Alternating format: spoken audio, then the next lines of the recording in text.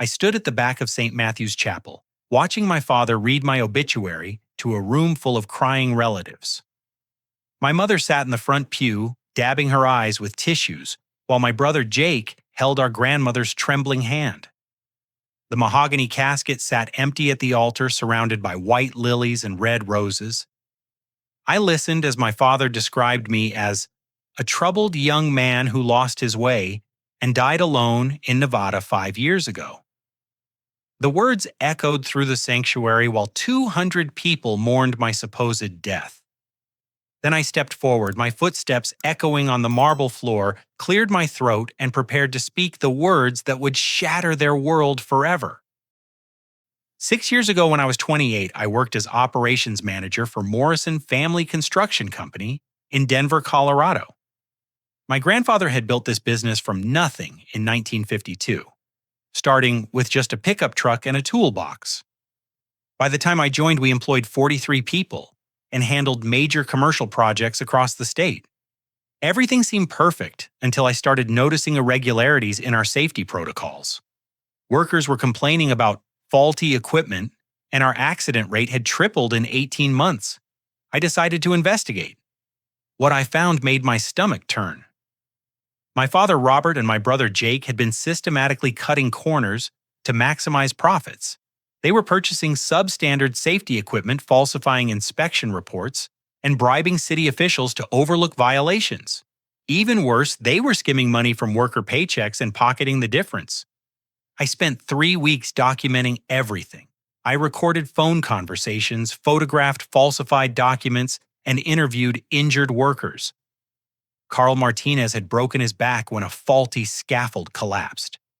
Danny Thompson lost 2 fingers when a defective saw blade shattered. These men had families, children who depended on them, and my family was treating them like disposable assets. The evidence was overwhelming. Purchase orders for cheap, non-regulation equipment. Bank records showing payments to corrupt inspectors. Medical reports from workers injured due to our negligence. I compiled everything into a comprehensive file and scheduled a meeting with my father. I walked into his office on a Tuesday morning in October, carrying a thick manila folder.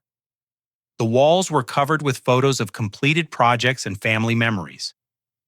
My father sat behind his mahogany desk reading construction bids while sipping coffee from his favorite ceramic mug.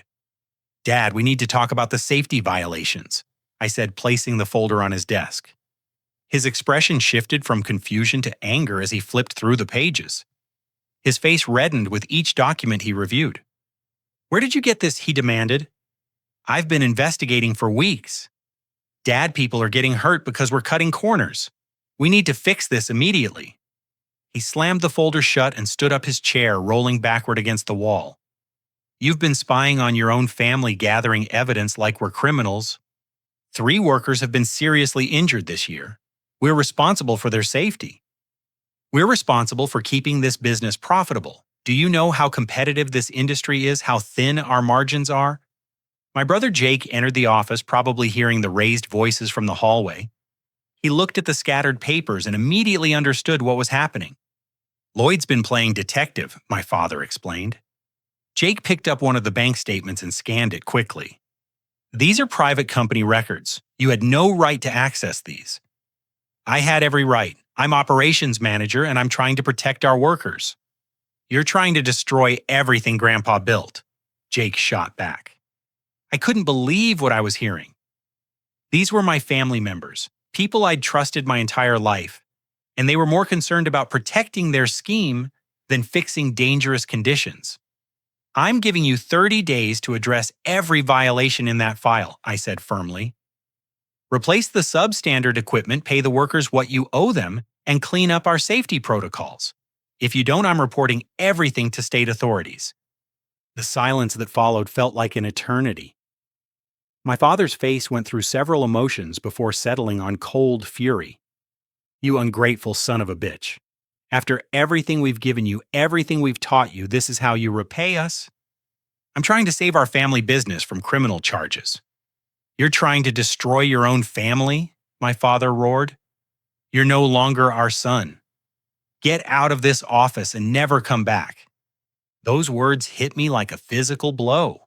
I'd expected resistance, maybe arguments, but not complete rejection. Dad, please listen to reason.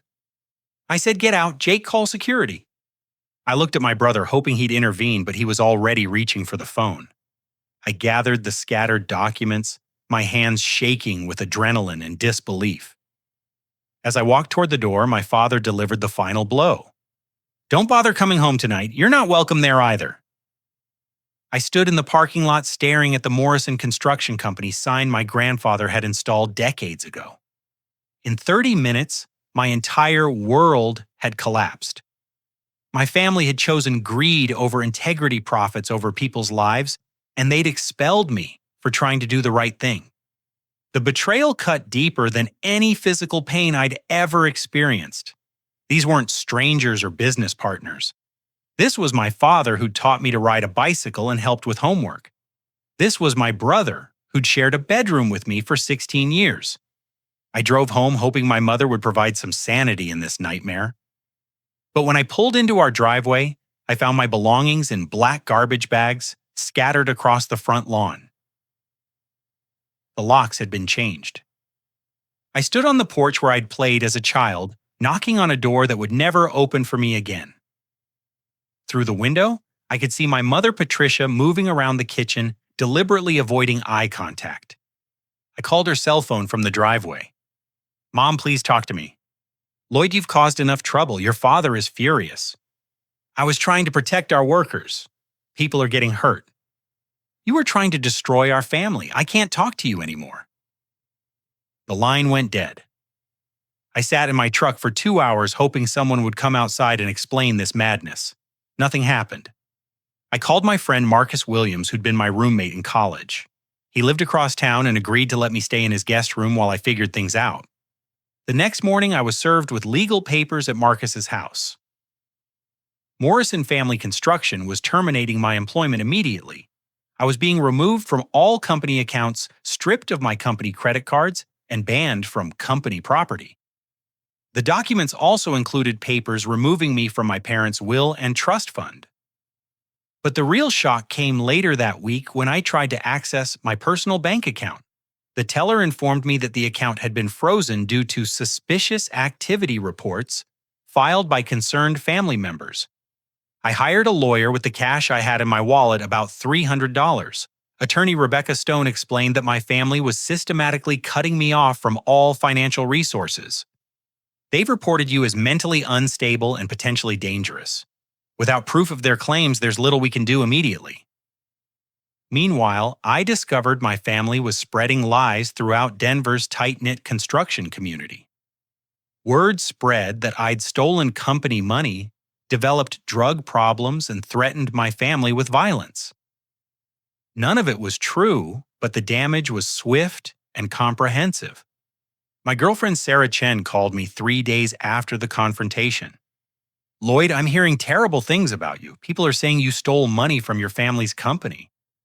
Sarah, you know me? Do you really think I'd steal from anyone? I don't know what to think anymore. Your own family is saying these things. They're lying because I discovered their safety violations. I have proof. I can't be with someone who's at war with his own family. I'm sorry. Another relationship destroyed. Sarah had been my girlfriend for 2 years, and she chose to believe rumors over her own experience with me. I tried to report the safety violations to the Colorado Department of Labor, but discovered my family's corruption reached deeper than I'd imagined. The inspector I met with, Tom Bradley, seemed uncomfortable during our conversation. Mr. Morrison, these are serious allegations against a respected company. I have documented proof workers are getting injured. I'll look into it, he promised, but his tone suggested otherwise. 2 weeks later, I learned that Tom Bradley had been receiving monthly payments from Morrison Construction for years. My evidence disappeared into a system designed to protect my family's interests. Former family friends crossed the street to avoid me. My uncle Tommy Morrison, my father's younger brother who'd always been my ally, agreed to meet me at a coffee shop downtown. Tommy, you know I'm not crazy. You know I wouldn't lie about this. He stirred his coffee nervously, avoiding eye contact. Lloyd, I believe you found problems at the company, but Robert's my brother. This family has been together for 60 years. So you're choosing to ignore criminal activity? I'm choosing to stay out of family business.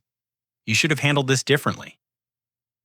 How by letting people get hurt, blood is blood, Lloyd, but business is business. Maybe you should consider moving away, starting fresh somewhere else. Even my uncle, who'd been like a second father to me, was abandoning me to protect the family's secrets. I realized the corruption wasn't just about safety violations or stolen wages. It was a complete system of lies, bribes, and cover-ups that had been operating for years. My family had built relationships with inspectors, city officials, and community leaders based on mutual benefit. By threatening to expose them, I wasn't just attacking my family, I was threatening an entire network of corruption. The social isolation was devastating. Denver's construction community was relatively small, and everyone knew everyone. When the Morrison family branded me as unstable and dishonest, it became impossible to find work in my chosen field. I spent my days applying for jobs and my evenings researching legal options. Most attorneys wanted retainers I couldn't afford. The few who would speak with me explained that fighting a well-established family business with deep community ties would be expensive and uncertain. After 6 months of unemployment, character assassination, and complete family rejection, I made a decision that would change everything. I couldn't fight them in Denver, where they controlled the narrative and had decades of relationships to protect them. I packed my truck with the few possessions I had left and drove west toward Nevada.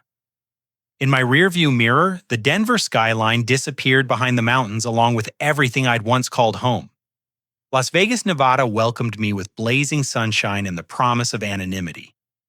I rented a small apartment in a working-class neighborhood and found employment with Silver State Construction, a mid-sized company specializing in residential developments. The work was familiar, but everything else was completely different. My supervisor, Miguel Rodriguez, was a straight-talking foreman who cared about safety and treated workers with respect. For the first time in months, I could focus on construction without worrying about hidden agendas or family politics. "You're overqualified for this position," Miguel told me after my first week. "Most guys with your experience are running their own crews." I needed a fresh start, I explained without elaborating. Miguel nodded, understanding that everyone in Las Vegas had stories they didn't share. I enrolled in evening business management classes at the Community College of Southern Nevada. The coursework was challenging but therapeutic. Learning about ethical business practices and proper management techniques helped me process what had happened with my family. My accounting professor, Dr. Elizabeth Martinez, was a former corporate executive who'd changed careers after a similar family business scandal. Family businesses often struggle with the conflict between personal relationships and professional obligations, she explained during office hours. "What happened to you is unfortunately common." Her validation meant more than she realized. For months, I'd questioned whether I'd overreacted or misunderstood the situation. In my personal life, I met Elena Rodriguez, a nurse practitioner who worked at University Medical Center. We connected at a coffee shop near campus where I was studying for midterm exams. "You look like someone carrying the weight of the world," she observed, settling into the chair across from me. "Just trying to figure out some business accounting," I replied, not ready to share my full story. Elena had an infectious laugh and a genuine warmth that I'd forgotten existed. She'd grown up in Las Vegas, knew nothing about Denver construction companies, and judged me based solely on my actions and character. Our relationship developed slowly. I was cautious about trusting anyone after Sarah's betrayal, but Elena proved consistently supportive and understanding. "You don't talk much about your family," she observed after we'd been dating for 3 months. "We're not close anymore. Sometimes families grow apart." She didn't push for details, respecting my privacy, while making it clear she was available to listen whenever I was ready. My construction skills were sharp, and I began taking weekend handyman jobs to supplement my income. Word spread through Elena's hospital colleagues, and soon I had a steady stream of small renovation projects. Dr. James Anderson, a cardiac surgeon, hired me to remodel his kitchen. Your attention to detail is impressive, he commented, examining my cabinet installation. Most contractors take shortcuts, but your work is meticulous. I believe in doing things right the first time, I replied. The irony wasn't lost on me. In Nevada, I was building a reputation for integrity and quality workmanship, while my family in Colorado continued cutting corners and endangering workers. I started seeing Dr. Rebecca Williams, a therapist who specialized in family trauma and abandonment issues. The sessions were difficult but necessary. You're experiencing complicated grief, she explained. You've lost your family, but they're not dead. They've chosen to reject you, which creates a unique form of psychological pain. I keep thinking I should have handled things differently. You discovered serious safety violations that were hurting people. You tried to address them through proper channels. When that failed, you were prepared to report them to authorities. What part of that was wrong? Her questions helped me understand that I'd acted ethically throughout the crisis. My family's reaction revealed their character, not mine. After 18 months in Las Vegas, I established Morrison Construction Services, a small contracting business specializing in residential repairs and renovations. The name was intentional. I wasn't running from my family heritage, but I was redefining what the Morrison name could represent. My first employees were Diego Fernandez and Tommy Clark, skilled craftsmen who shared my commitment to safety and quality. We worked exclusively on projects where I could maintain complete control over standards and practices. Boss, you're obsessive about safety protocols, Diego commented after I insisted on additional fall protection for a second-story repair. A few extra minutes of preparation can prevent a lifetime of regret, I replied. My business grew steadily. Satisfied customers referred friends and neighbors. Elena helped with bookkeeping and administrative tasks. For the first time since leaving Denver, I felt like I was building something meaningful. But the peace was shattered when I received a phone call from Carl Martinez, the former Morrison construction worker who'd broken his back on the faulty scaffold. Lloyd, I got your number from someone who knew you in Vegas. I need to tell you something important. Carl, how are you doing? How's your back? Still messed up, but that's not why I'm calling. The safety problems at Morrison Construction have gotten worse since you left. My stomach clenched. What do you mean? They hired cheaper workers, bought even crappier equipment, and started taking bigger shortcuts. 3 guys have been seriously hurt in the last 6 months. Have you reported it to authorities? Same corrupt inspectors, same cover-ups. But Lloyd, one of the injured guys, was 19 years old. He fell 30 feet because his safety harness was defective. He's paralyzed from the waist down. I gripped the phone tighter, feeling a wave of guilt and rage. His name is Kevin Walsh. He's got a baby daughter and a wife who's working 3 jobs to pay medical bills. Your family destroyed this kid's life to save a few $100s on safety equipment. After hanging up, I sat in my truck outside Elena's apartment building, trying to process what I'd learned. I'd known my family was cutting corners, but I'd hoped they might improve their practices after the scare I'd given them. Instead, they doubled down on their reckless behavior. And now a teenage father was paralyzed because I hadn't found a way to stop them. The guilt was overwhelming. Maybe I should have stayed and fought harder. Maybe I should have found a way to expose them despite the corruption. Maybe if I'd handled things differently, Kevin Walsh would still be walking. Elena found me sitting in my truck an hour later. Lloyd, what happened? You look like you've seen a ghost. I finally told her everything. The safety violations, the family betrayal, the reasons I'd left Denver, and the phone call from Carl. She listened without judgment, holding my hand while I struggled with emotions I'd buried for 2 years. You couldn't have stopped this by staying, she said firmly. They would have destroyed you and continued their practices anyway. Maybe I could have found a way. Or maybe you would have ended up broken and defeated while they continued hurting people. Sometimes the only way to fight corruption is from a position of strength. Her words planted a seed that would eventually grow into a plan for justice. 4 years later, Morrison Construction Services had become one of Las Vegas's most respected small contractors. I employed 12 skilled workers and had developed a reputation for exceptional safety standards and ethical business practices.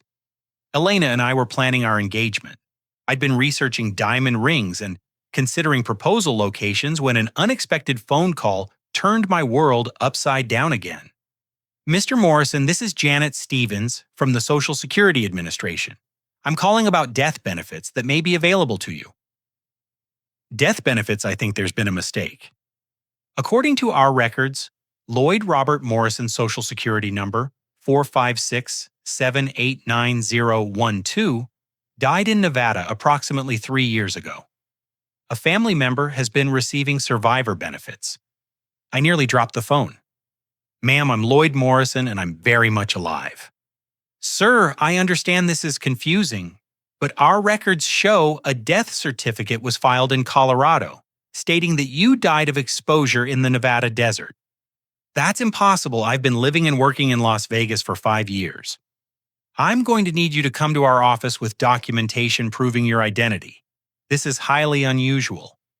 I spent the next week gathering documents, birth certificate, driver's license, tax returns, medical records, employment history, everything I could find to prove I existed. The Social Security office was a bureaucratic maze, but Janet Stevens was patient and helpful. Mr. Morrison, you're definitely alive, she confirmed after reviewing my documentation. Someone has committed fraud by filing a false death certificate and collecting benefits in your name.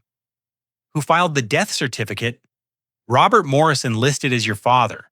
He claimed you went missing in the Nevada desert and were presumed dead after search efforts failed. How much money are we talking about? The life insurance payout was $250,000. Monthly survivor benefits have totaled approximately $36,000 over 3 years. Nearly $300,000. My family had declared me dead and collected insurance money while I built a new life in Nevada. Elena was speechless when I told her what I'd discovered. They literally erased you from existence for money. It gets worse.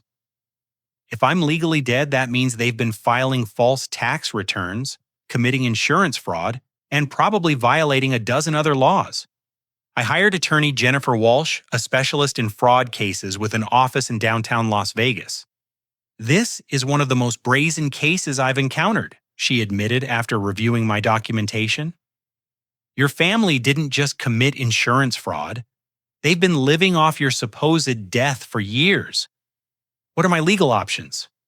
We need to build an airtight case before revealing you're alive.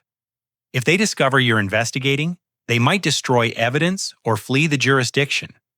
Jennifer recommended hiring a private investigator to document my family's activities. Mike Stevens was a former police detective who specialized in financial crimes. I'll need about 6 weeks to gather comprehensive evidence, Mike explained. Bank records, spending patterns, business transactions. We want to prove not just the fraud, but how they've benefited from it. While Mike investigated, I struggled with the emotional impact of my family's betrayal. Disowning me was one thing, but declaring me dead and profiting from my supposed demise was criminal sociopathy. Dr. Williams helped me process the psychological trauma during twice-weekly therapy sessions. They've committed the ultimate rejection, she observed. In their minds, you're literally dead. This isn't just family dysfunction. It's pathological behavior. Elena suggested we postpone engagement plans until the legal situation was resolved, but I disagreed. I'm not letting their crimes control my happiness anymore. If anything, this proves how much you mean to me. You're my real family now. Mike's investigation revealed shocking details about my family's activities. They'd used the insurance money to purchase a $500,000 house in an exclusive Denver suburb.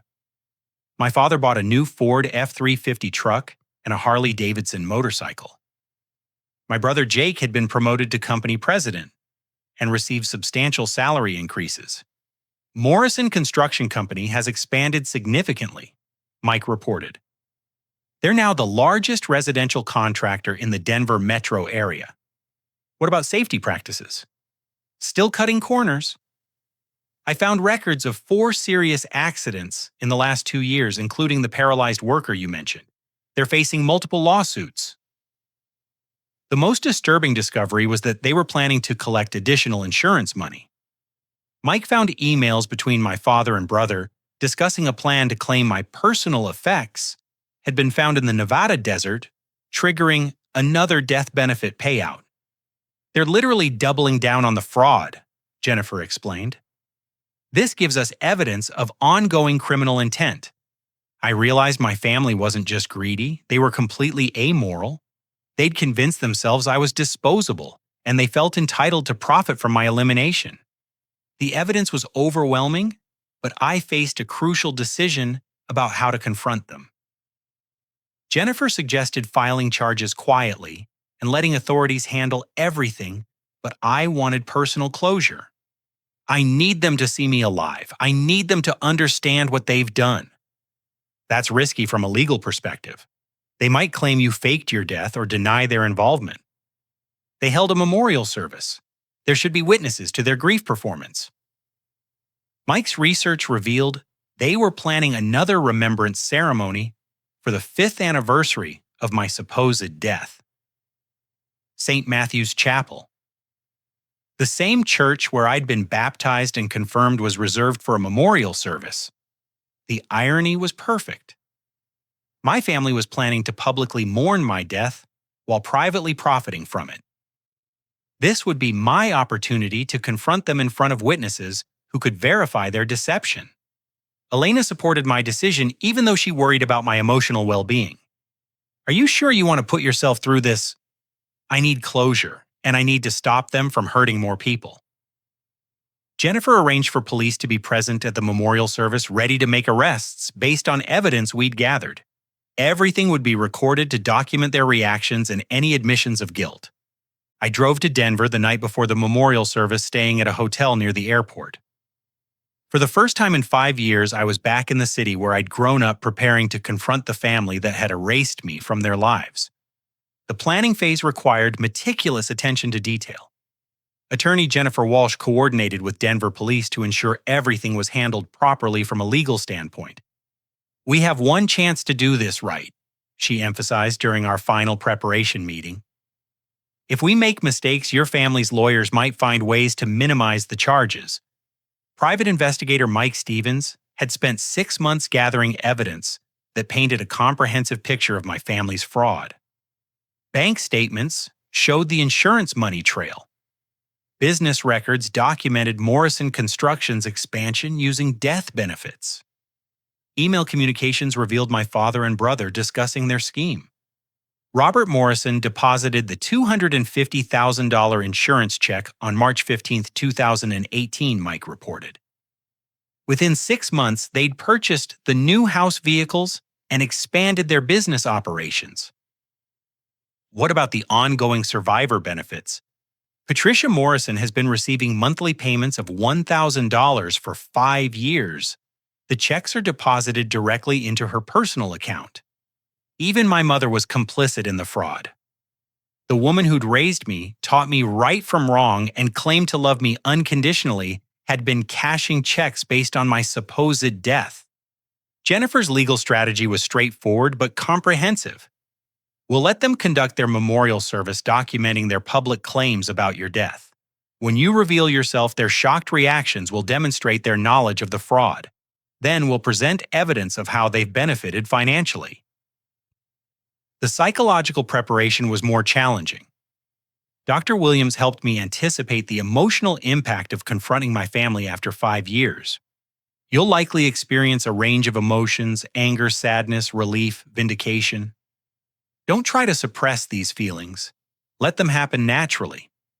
What if I break down? What if I can't handle seeing them? You're stronger than you were 5 years ago. You've built a successful business, developed healthy relationships, and created a meaningful life. You're not the same vulnerable person they rejected." Elena flew to Denver to provide emotional support, though she would remain at the hotel during the actual confrontation. "I'll be waiting here when you're finished, no matter what happens," she promised. The night before the memorial service, I couldn't sleep. I walked around downtown Denver, seeing familiar landmarks and remembering childhood experiences. The Colorado Convention Center, where my father had taken me to construction trade shows. The park where my mother had taught me to throw a baseball. the restaurant where our family had celebrated my high school graduation. These memories felt like artifacts from someone else's life. The family I'd loved no longer existed, replaced by strangers willing to commit criminal fraud for financial gain. At 6 in the morning, I received a text message from Mike Stevens. Confirmed memorial service starts at 2 o'clock. Expected attendance approximately 200 people. Police units will be in position by 1:30. I spent the morning reviewing my statement, practicing what I would say when I revealed myself.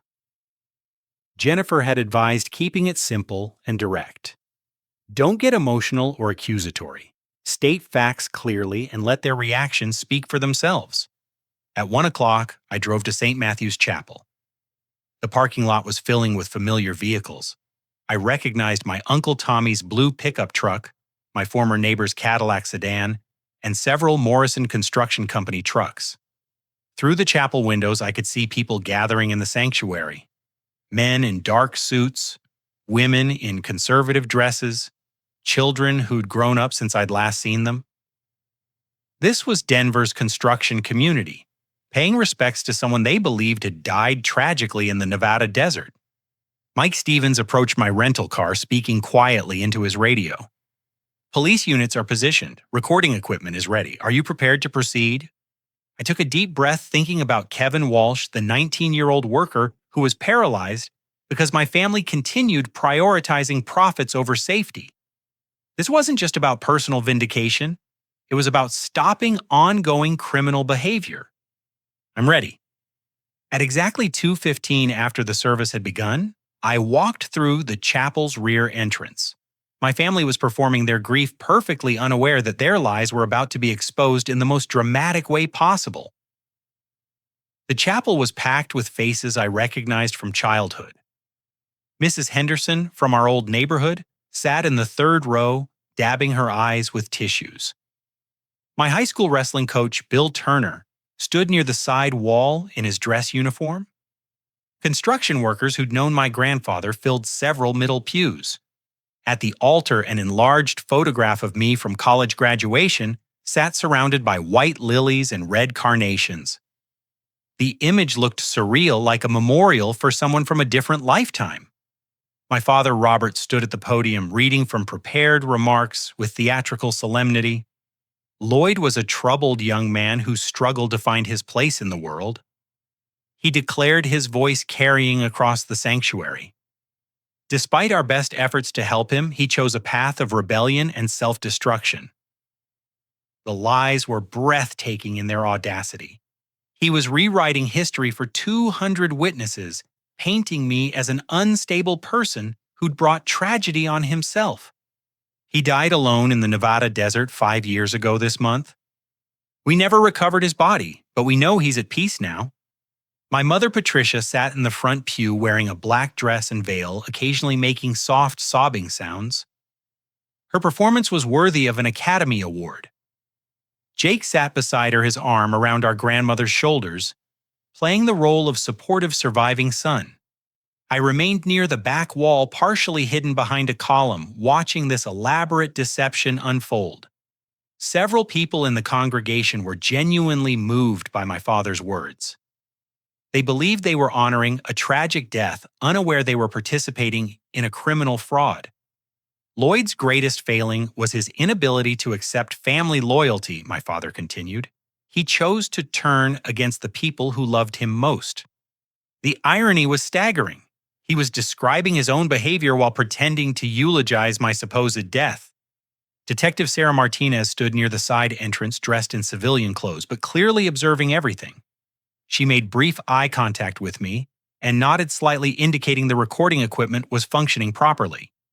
We gather today not just to mourn Lloyd's death, but to celebrate the family bonds that survive even the deepest betrayals, my father declared. That was my cue. I stepped out from behind the column and walked slowly down the center aisle. Conversation stopped mid-sentence as people noticed my movement. At first they seemed confused, wondering who this stranger was and why he was approaching the front of the chapel. Then recognition began spreading through the congregation like ripples from a dropped stone. Mrs. Henderson gasped audibly, dropping her tissue box. Coach Turner's mouth fell open in disbelief. My Uncle Tommy stood up from his pew, pointing at me with a trembling finger. "That's Lloyd," someone whispered loudly enough for everyone to hear. My father stopped reading mid-sentence, looking up from his prepared remarks to see what was causing the commotion. When his eyes met mine, the color drained completely from his face. "Hello, Dad?" I said, my voice carrying clearly through the silent chapel. The microphone slipped from his grip, hitting the podium with a sharp crack that echoed through the sanctuary. My mother turned to see what was happening, and her theatrical sobbing stopped instantly. She stared at me with an expression of pure terror. Jake jumped to his feet, knocking over his chair, and backed away from the altar as if I were approaching with a weapon. "Thank you all for coming to my funeral," I announced to the congregation. "I'm very much alive, as you can see."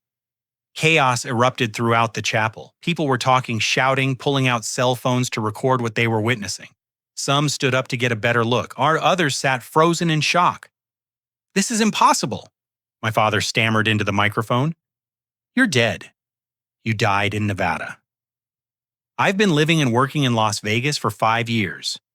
I own a successful construction business, and I'm engaged to a wonderful woman. Detective Martinez moved closer to the front, ready to intervene if the situation became volatile. "But we got the death certificate," my mother said, her voice barely audible above the crowd noise. "You filed a false death certificate to collect my life insurance money?" I replied loudly enough for everyone to hear. The accusation silenced the congregation. Everyone wanted to hear my family's response to this bombshell revelation. My father tried to regain control of the situation. "You're obviously disturbed. You've been missing for 5 years. We had to assume you were dead."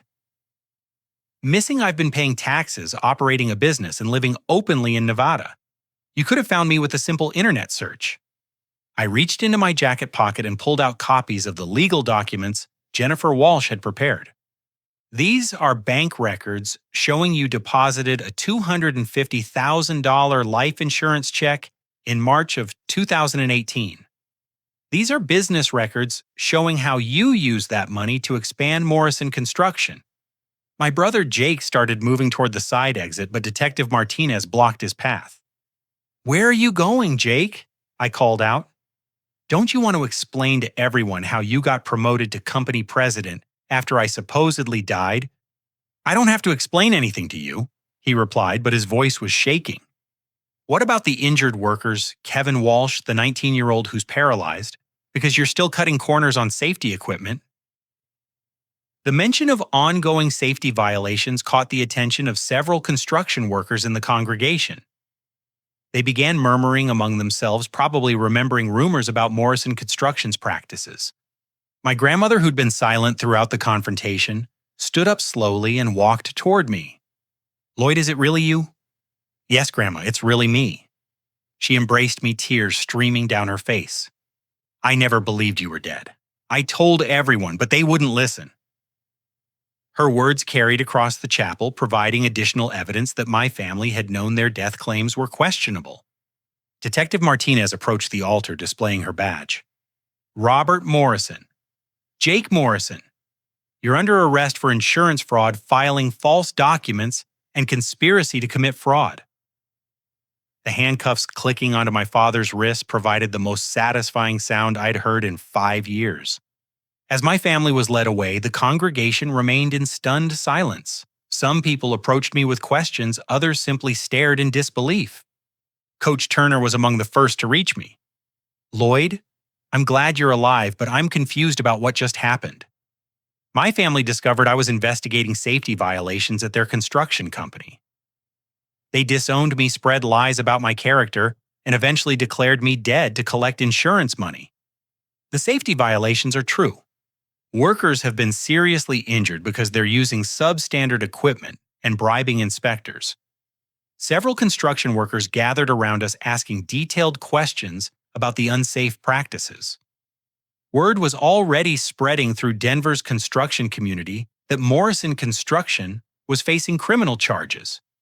I spent an hour answering questions and providing contact information to people who wanted to follow up. Many expressed sympathy for what I'd endured and admiration for my courage in exposing the fraud. As the chapel emptied, I sat alone in the front pew, staring at the memorial photograph that would now be removed. The image showed a younger, more innocent version of myself, someone who trusted that family bonds were unbreakable. Detective Martinez approached with updates on the arrests. Your father and brother are being processed downtown. Your mother is being questioned as an accessory. We'll need your full statement tomorrow morning. What happens next? District Attorney will review the evidence and file formal charges. With the documentation your attorney provided, this should result in significant prison sentences.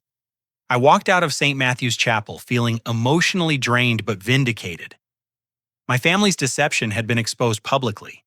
Their criminal behavior would be prosecuted, and I could finally move forward without the weight of their betrayal. Elena was waiting at the hotel with champagne and a supportive embrace. How do you feel? Like I can breathe again for the first time in 5 years. 6 months after the memorial service confrontation, I sat in a Denver courtroom watching my father receive his sentence. Judge Patricia Williams had reviewed all evidence, heard victim impact statements, and listened to my family's half-hearted apologies. Mr. Robert Morrison, you have been found guilty of insurance fraud, filing false documents, conspiracy, and criminal endangerment of workers, Judge Williams announced. These crimes demonstrate a complete disregard for human life and legal obligations. I sentence you to 3 years in the Colorado Department of Corrections. My father stared straight ahead, showing no emotion as bailiffs prepared to escort him away. He'd aged considerably during the trial, looking older and frailer than I remembered. Jake received a 2-year sentence plus restitution payments to injured workers. His legal team had argued for leniency based on his cooperation with prosecutors, but the judge emphasized that his promotion and salary increases showed he directly benefited from criminal activities. Mr. Jake Morrison, you were in a position to stop these illegal practices, but chose instead to profit from them. Your actions contributed to serious workplace injuries that destroyed lives and families. My mother, Patricia, had negotiated a plea agreement requiring extensive community service, psychological counseling, and full cooperation with ongoing investigations. She'd agreed to testify against my father and brother in exchange for avoiding prison time. Morrison Construction Company faced massive fines from multiple regulatory agencies. The Colorado Department of Labor imposed penalties totaling $800,000. OSHA investigations resulted in additional sanctions. The company's licenses were suspended indefinitely. Without my father's leadership and facing overwhelming legal costs, Morrison Construction was forced to close permanently. 43 employees lost their jobs, though several competitors offered immediate employment to qualified workers. The financial restitution was substantial. I received the full insurance payout plus interest totaling nearly $300,000. Additional damages for emotional trauma brought the settlement to $450,000. Kevin Walsh, the paralyzed worker, received a separate settlement of $1.2 million from Morrison Construction's liability insurance. While money couldn't restore his mobility, it ensured financial security for his family's medical needs. I used my settlement money to establish the Morrison Worker Safety Fund, a nonprofit organization providing financial assistance to construction workers injured due to employer negligence. Elena helped develop the program's structure and eligibility criteria. You're creating something positive from terrible circumstances, she observed during one of our planning meetings. Grandpa would have approved. He believed businesses should protect their workers, not exploit them.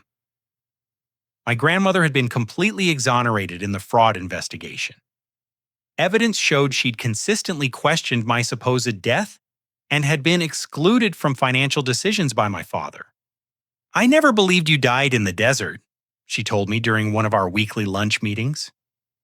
You were too smart and stubborn to die from exposure. Her support during my childhood had been crucial, and her skepticism about the death certificate had provided prosecutors with additional evidence of my family's deception. Several family members who'd initially supported my father reached out with apologies. My Uncle Tommy visited my hotel room during the trial. Lloyd, I was wrong to stay neutral. I should have investigated when you tried to report the safety problems. You were in an impossible position, Tommy. Family loyalty versus ethical responsibility. No excuse, I chose the easy path and people got hurt because of it. His admission meant more than he realized. For years, I'd wondered if I'd overreacted or misunderstood the situation. Tommy's acknowledgement confirmed that reasonable people could see the moral clarity I'd been trying to communicate. Elena and I were married in a small ceremony at the community center of southern Nevada. Elena's family provided the warmth and celebration I'd missed during my estrangement from my own relatives. My grandmother flew to Las Vegas to attend, along with several friends I'd made in construction. Dr. Martinez, my former accounting professor, served as my best man. His guidance during my darkest period had been invaluable. You've turned personal tragedy into professional success and social contribution, he said during his toast. Your grandfather would be proud of the man you've become. Morrison Construction Services expanded back into Colorado with offices in Denver and Colorado Springs. My reputation for safety and ethical practices spread quickly through the construction community. Former Morrison Construction employees who'd lost their jobs when the company closed found new employment with my firm. Boss, working for you feels like construction used to feel, commented Diego Fernandez, who'd followed me from Las Vegas. Like we're building something important instead of just making money. My therapeutic work with Dr. Williams continued even after the trial concluded. Processing 5 years of family trauma required ongoing professional support. You've completed a remarkable journey of healing and growth, she observed during one of our sessions. From victim to survivor to advocate. Sometimes I still have dreams about the memorial service, but they're not nightmares anymore. What changed? I realized that confronting them wasn't just about getting justice for myself. It was about protecting other people from their harm. The final legal resolution came when the Colorado Attorney General's office completed its investigation into government corruption. 3 building inspectors were criminally charged for accepting bribes from Morrison Construction. City Planning Director Tom Bradley received a 5-year sentence for systematic corruption involving multiple construction companies. Your father's crimes led to the exposure of a much larger corruption network, explained prosecutor Amanda Chen during our final meeting. Dozens of workers who were injured by negligent companies will receive compensation because of your courage. I visited my father once during his imprisonment at Sterling Correctional Facility. The conversation was brief and awkward, but necessary for my own closure. Do you understand why I had to expose the safety violations? I asked. He looked older and defeated, wearing an orange jumpsuit instead of his usual business suit. You destroyed our family. You destroyed our family when you chose money over people's lives. I was trying to keep the business profitable. You were trying to keep the profits flowing regardless of who got hurt. We sat in silence for several minutes before he finally responded. I'm sorry you got caught up in this. I'm not sorry I stopped you. That was our final conversation. I'd said what I needed to say, and he'd revealed that he still didn't understand the moral dimensions of his actions. Elena and I returned to Las Vegas, where Morrison Construction Services had become one of the region's most respected contractors. We specialized in affordable housing projects, schools, and medical facilities. Construction that served community needs rather than just generating profits. Our first child, Robert Lloyd Morrison, was born 18 months after our wedding. I'd chosen to give him my father's first name, hoping to redeem what that name could represent. He's going to grow up in a family that values honesty and integrity, Elena said, holding our son in the hospital room. And he'll understand that sometimes doing the right thing requires difficult choices. 5 years after walking into my own funeral, I received an unexpected letter from Kevin Walsh, the worker who'd been paralyzed due to Morrison Construction's negligence. Mr. Morrison, I wanted you to know that the settlement money has allowed my family to buy an accessible house and provide for my daughter's education. More importantly, your Workers' Safety Fund helped me start a nonprofit organization advocating for injured construction workers. You turned your family's betrayal into something that helps other families. Thank you. Reading Kevin's letter, I realized that my journey from family rejection to personal redemption had created ripple effects I'd never anticipated. By standing up to corruption and refusing to accept injustice, I'd helped other people find their own paths to healing and advocacy. Dr. Williams had been right during our early sessions. Sometimes losing everything is the only way to discover what really matters. The family that rejected me had been replaced by chosen relationships based on mutual respect and shared values. Elena, our son, my grandmother, loyal employees and friends who'd supported me through the darkest times, these people formed my real family. Blood relationships that included betrayal and criminality couldn't compete with chosen bonds built on trust and integrity. The Morrison name, which my father had tainted through greed and corruption, now represented something different in Colorado's construction industry: safety, ethical business practices, and worker protection. My grandfather's original vision had been restored, even though it required destroying the company he'd built to achieve that restoration. Standing in our Las Vegas backyard watching Elena push our son on his swing set while the sunset painted the desert mountains gold and purple, I felt a profound sense of completion. The scared, rejected young man who'd fled Denver 5 years earlier had been replaced by someone stronger, wiser, and more purposeful. I'd learned that real family isn't defined by blood relationships, but by loyalty, honesty, and love. The people who stood by me when I had nothing became my true family, while those who shared my DNA proved they were strangers wearing familiar faces. Sometimes you have to lose everything to discover what really matters. Sometimes you have to be declared dead to learn how to truly live. And sometimes the greatest gift your enemies can give you is forcing you to become the person you were always meant to be. My father had said I was no longer his son. He was right, but not in the way he intended. I was no longer the naive young man who trusted family bonds over moral principles. I'd become someone who understood that integrity isn't negotiable, that protecting others matters more than preserving relationships, and that building something meaningful from the ruins of betrayal is the most powerful form of victory. The memorial service where I'd walked into my own funeral had ended with my family's arrest and disgrace, but it had also marked the beginning of a life built on truth, purpose, and genuine love.